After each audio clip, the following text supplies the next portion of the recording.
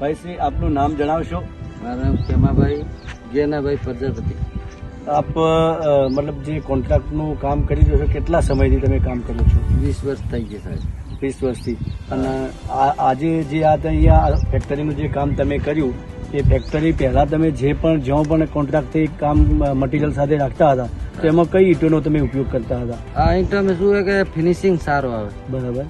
વધતા એની size full મળે, વધતા એને ફિનિશિંગ એન્ડ માલ બી ઓછો જાય અને વેસ્ટ ઓછો જાય, અડધીઓ પડતો નથી, એટલે કામ બી ઝડપી થાય અને ફિનિશિંગ બી સારું આવે, લૂણો બૂણો લાગતો નથી.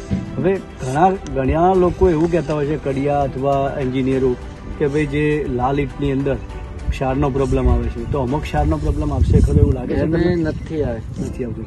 99% નથી આવે. નથી આવતું.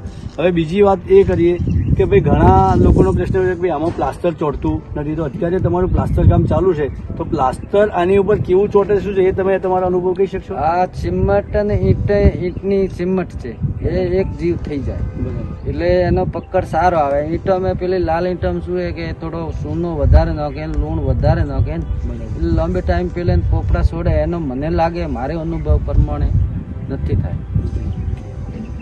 હવે તમે આ ઈંટોનું જે કામ કર્યું, તો હવે બીજા લોકોને તમે કોઈ તમને પૂછો તો ભલામણ કરી શકો કે વપરાય કે ના વપરાય? વપરાય, 100% વપરાય, સારામાં સારી. હવે તમે ક્વોલિટી બી સારી, વધતા ફિનિશિંગ, વધતા ક્વોલિટીની ફાયદો, કારીગર વર્કની ફાયદો, મજૂર વર્કની ફાયદો.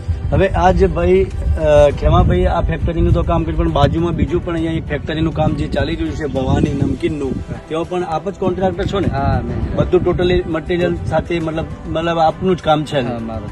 સરસ, થેન્ક યુ ખેમાભાઈ, આપે આ કામ સરસ કરી રહ્યા છો અને ફિનિશિંગ પણ સરસ લાયા, એ બદલ આપનો ખૂબ ખૂબ આભાર.